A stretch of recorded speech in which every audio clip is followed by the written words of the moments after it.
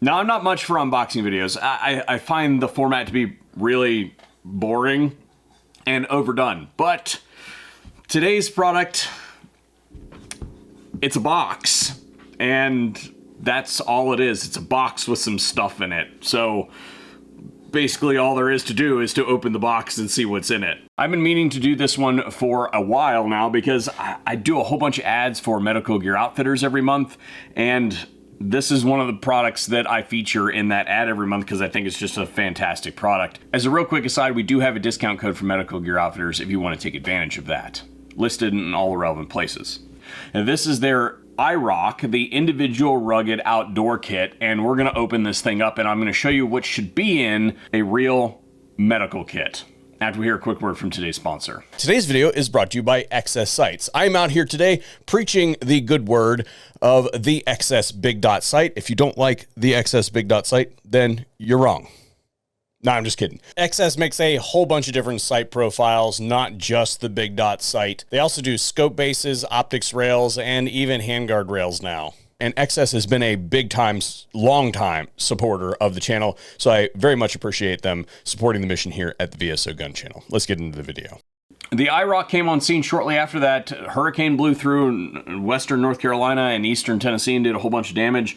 And the concept is to protect the medical equipment that needs to be used in those emergency situations from the elements. Think like rising floodwaters type thing. So this is buoyant, it's going to float, and it is waterproof. And this is literally a medical kit inside of a Pelican ruck case, their R40. And the way this thing works, and just a single clasp here at the front, and if I rotate it right like this, you guys will see that there is a gasket that runs all the way around the lid here, and that gasket interfaces with this raised lip all the way around the perimeter, sealing this thing up and keeping it from taking on any water. So right off the top there, we have a real cat tourniquet, and then emergency trauma dressing right there, some gloves, some tape. This one is going to be your like hand sanitizer and disinfectant. This one is a guide on how to use a tourniquet. And then on this side, we have some other instructions. So this is like somebody finds this kit and needs to use it and they've never used it before. This is wound packing, emergency trauma dressing, open chest wound. You guys get the idea. So this is just a quick guide that goes in the bottom of the case there. And then over on this side, there's room for expansion in here if you want to use the laser cut panels there, but this is rubberized. We're just gonna go ahead and move this out of the way so that we can get to everything else that's in here. And I'm gonna put all of this over here so that I can remember what goes in the bottom and what goes in the top.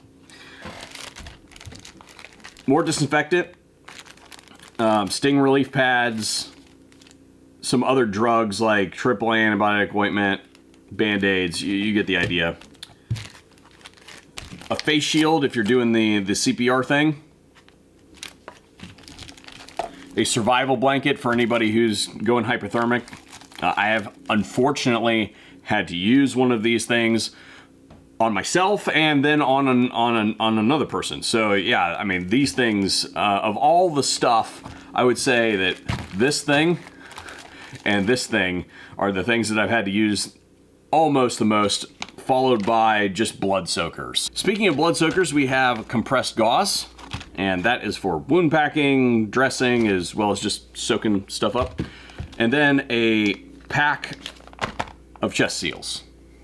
There's also a marker in here for writing on things, you know, particularly stuff like this, or dressings for, you know, what was done to somebody if you had to move on to somebody else. The only thing that I see like really missing from this kit is a set of shears. I'll go get a set. And wunderbar, we have a set of shears. We're gonna add this to the kit, and we're gonna do it probably towards the end because this is an item that gets reached for a whole bunch, and not always for medical reasons as well. So let's put it at the top of the kit so that if we do need to get in here and get these for some extraneous reason, then, well, we don't mess up the whole kit. So in a minute, let's go ahead and repack this thing. I'll tell you a real quick story on why you need a trauma kit in every vehicle that you have access to, as well as in your home. This is a good option. There's other ones from Medical Gear Outfitters that I highly suggest that are themed.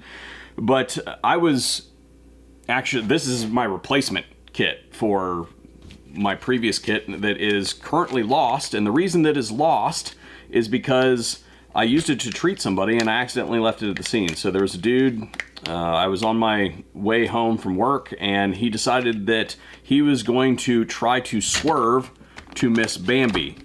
And guys, gals, it is always preferable to just hit the effing deer, because the damage that is potentially done to your vehicle and to you is only exacerbated by taking extreme turns at speed. So we were driving down the interstate, he was in the other lane, or on the other side of the interstate going the opposite direction, and he swerves to Miss Bambi, loses control of his vehicle, hits the median, flips over the median, ends up almost in my lane, and this car's absolutely totaled, absolutely destroyed. There was baby stuff all over the inside of the vehicle, so thankfully he was not with his child, or his child wasn't with him at that point in time, but I mean, it could have been a lot worse than it was. I forgot to put this in here. Could have been a lot worse than it was, but I pulled him out of his vehicle along with the help of a couple other people, and we got him out, assessed him real quick. I treated his head for trauma. He was bleeding all over the place, so I gave him some blood soakers. We'll put this in. You know what, this is gonna have to slip behind some of this stuff to retain it. There we go. And I ended up leaving my kit there because I was in a hurry and I just wasn't even recollecting that it was my kit that we were using. So you never know when you're going to need this stuff. And I especially like that they include these instructions in here, because for folks that have no idea what they're doing, have never taken an advanced medical course or even a basic medical course, having some semblance of what they're supposed to be doing with this stuff could save somebody's life. Now, that dude was obviously not critically injured or anything like that, at least not that I could see at the scene, but he would have lost more blood if we weren't able to bandage his head. So as far as these shears, I think we can get these shears right in here, right like that. Let's tuck this duct tape down in here along with this stuff. And I think, yeah, I think those shears will go in there right like that.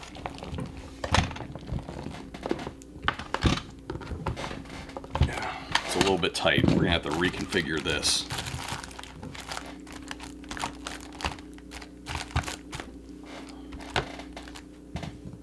This is probably why Dietrich and his folks didn't include a set of shears in this one, because it's just, it's tight.